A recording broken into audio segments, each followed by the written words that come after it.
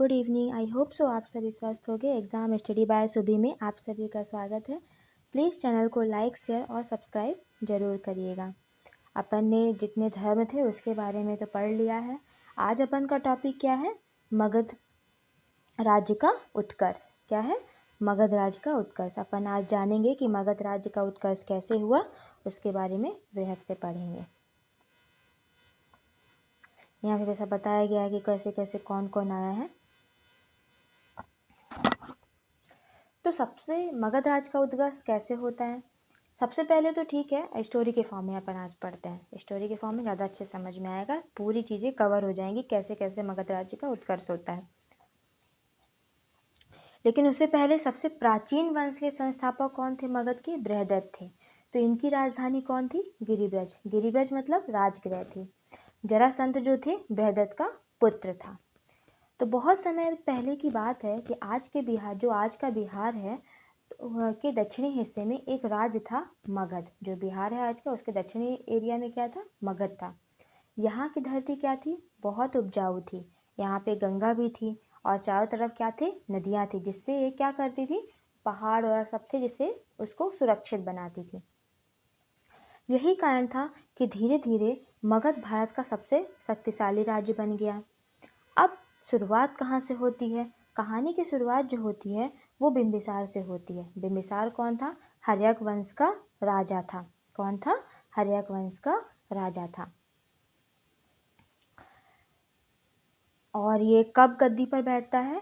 ये गद्दी पर 544 ईसा पर पूर्व पे क्या करता है? गद्दी पे बैठता है। और बिंबिसार जो था ये बौद्ध धर्म का अनुयायी था। किसका था? बौद्ध धर्म का अनुयायी था।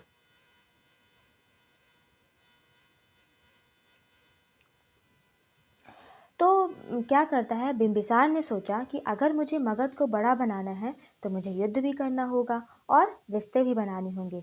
स्वाभाविक सी बात है कि जितने राजा पहले के थे वो क्या करते थे? अपने राज्य को बड़ा बनाने के लिए दूसरे राज्यों से क्या करते थे, या दूसरे किसी एरिया से क्या करते थे? झगड़ा मतलब युद्ध करते थे और उसके बाद उसे अपने कब्जे में ले लेते थे। या तो क्या करते थे कि उनसे शादी वगैरह या ऐसा कुछ करते थे ताकि रिश्ते बन जाए। तो उसने क्या किया कि कौशल की राजकुमारी से क्या किया? विवाह किया और दहेज में काशी का क्षेत्र पाया। किसका कौन सा एरिया पाया था? काशी का एरिया पा गया था। जब काशी का एरिया पाया तो वो भी उसके एक तरह से उसका कब्जे में ही तो आ गया। फिर क्या होता है कि मद्र और लिच्छवी गणराज्य से भी क्या किया? विवाह संबंध बनाकर अपने राज्य को और सुरक्षित कर लिया उसने। लिच्छवी जो गणराज्य है वहाँ से भी उसने विवाह संबंध बना लिया। उसने आगे क्या किया? उसने अंगराज्य अंगराज्य पर भी क्या कर लिया? विजय प्राप्त कर लिया। क्या कर लिया? विजय प्राप्त कर ली, मतलब उनको भी हरा के अपने राज्य में ले लिया। और व्यापार मार्ग अपने नियंत्रण में कर लिया। उसने व्यापार मार्ग को क्या कर लिया? उसको अपने नियंत्रण में कर लिया। धीरे धीरे मगध की ताकत बढ़ने लगी। स्वाभाविक सी बात है कि जब अगर कोई एरिया हमारे कब्जे में आता जाएगा तो हमारा जो एक तरह से पावर है वो क्या होती जाएगी? बढ़ती जाएगी। इसके बाद क्या होता है कि अब बिंबिसार का पुत्र आता है। बिंबिसार का पुत्र कौन था? अजातशत्रु। कौन था? अजातशत्रु जो था वो बिंबिसार का पुत्र था।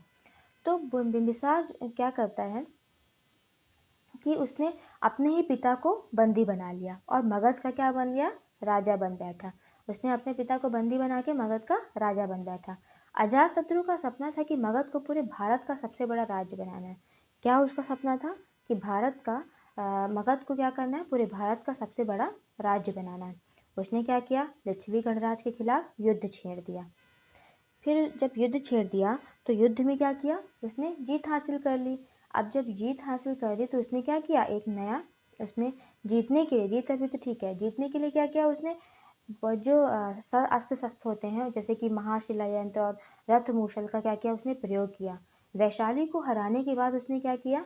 आगे गंगा के किनारे एक नया किला बनवाया जिसका नाम क्या है? पाटलीग्राम है। यही पाटलीग्राम जो है आगे चलकर क्या बनता है? आज का पटना बनता है। क्या बनता है? पटना बनता है। इसके बाद अजातशत्रु के बाद जो है मगध पर क्या होता है? शिशुनाग वंश का उदय होता है। क्या होता है? शिशुनाम वंश का उदय होता है। तो उसने शिशुनाग ने क्या किया? राजधानी को वैशाली और फिर पाटलिपुत्र ले आया। मतलब पहले वैशाली और फिर पाटलिपुत्र ले गया। उसने सोचा कि जब तक अवंती मतलब मालवा हमारे कब्जे में नहीं होगा तो मगध सुरक्षित नहीं होगा। मगध जो है सुरक्षित नहीं होगा। तो इसलिए उसने क्या किया कि अवंती को भी जीत लिया और मगध का क्षेत्र और बढ़ गया। जब वो अवंती को भी जीत लिया तो मगध का जो एरिया है वो धीरे धीरे और बढ़ गया। अब आते हैं नेक्स्ट में आते हैं नंद वंश का जो स्वर्ण काल है वो आता है। फिर अब नंद वंश आया तो महापद्मनंद ने खुद को क्या किया, एक राट बताया। यानी कि पूरे भारत का सम्राट क्या कहलाता है, एक राट। उसके पास इतनी बड़ी सेना थी कि यूनानी लेखक भी जो थे वो देखकर हैरान रह गए थे। जो महापद्मनंद थे उनके पास 2 लाख सैनिक थे, 20,000 घुड़सवार थे और 2,000 रथ, 3,000 हाथी। तो नंदों के समय क्या था, मगध की ताकत जो है अपने चरम पर थी। मतलब अगर बोला जाए कि सबसे ज़्यादा ताकत जो है किस समय थी, तो नंदवंश के समय थी। किस समय थी, नंदवंश के समय थी।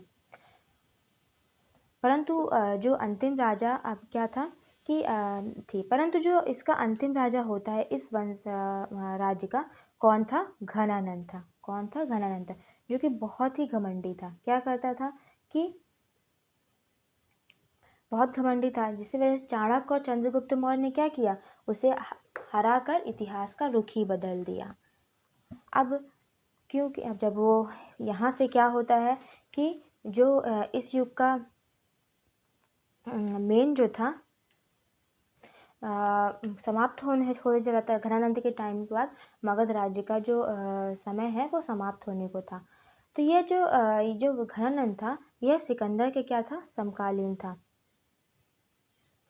अब जब घनानंद को चंद्रगुप्त मौर्य ने क्या किया, हरा दिया, तो चाणक्य और चंद्रगुप्त मौर्य ने, तो अब क्या होता है, मौर्य युग का शुभारंभ होता है। चंद्रगुप्त मौर्य ने क्या किया कि मगध को आधार बनाकर पूरे भारत में क्या कर दिया, साम्राज्य फैलाया। पाटलिपुत्र को उसने राजधानी बनाया। उसका पोता कौन थे, अशोक थे, जो सबसे महान शासक बने। उसके पोता जो थे, ये तो बता दिया कि महान शासक बने। फिर क्या होता है कि अशोक ने क्या किया कि कलिंग युद्ध के बाद बौद्ध धर्म अपनाया और मगध को धर्म और शांति का प्रतीक बना दिया। पाटलिपुत्र उस समय दुनिया के सबसे बड़े शहरों में गिना जाने लगा। तो आपको ये चीज़ इस स्टोरी से क्या समझ में आया कि क्या निष्कर्ष निकलता है पूरी कहानी से, कि सबसे पहले मौर्य बोल रही हूँ, मगध राज्य का की जो नींव है वो किसने रखी, बिंबिसार ने रखी। अजातशत्रु ने इसका विस्तार किया, शिशुनाग ने सुरक्षा दी और नंदों ने धन और शक्ति दी और मौर्यों ने इसे अखिल भारतीय साम्राज्य बना दिया। इस तरह मगध राज्य का उत्कर्ष हुआ और यह भारतीय इतिहास की क्या बन गया, धड़कन बन गया। बीच में ये आपको मगध राज्य का समझ में आया होगा। बीच में मैंने सिकंदर का भी नाम लिया। सिकंदर का जो तो आपने बहुत सुना होगा कि सिकंदर 356 ईसा पूर्व में क्या होता है कि जन्म होता है। पिता का नाम फिलिप था। सिकंदर का सेनापति कौन था, सेल्यूकस निकेटर था। सिकंदर जो था किसका शिष्य था, अरस्तु का शिष्य था। तो ये चीज़ याद रखिएगा सिकंदर के बारे में। और प्रिय घोड़ा कौन था, क्या था, बहुकेफला था। बहुकेफला जो था सिकंदर का प्रिय घोड़ा था।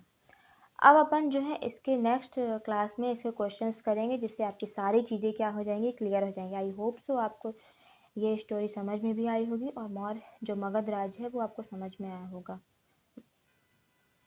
प्लीज़ चैनल को लाइक, शेयर और सब्सक्राइब करना नहीं भूलिएगा। Thank you for keep watching.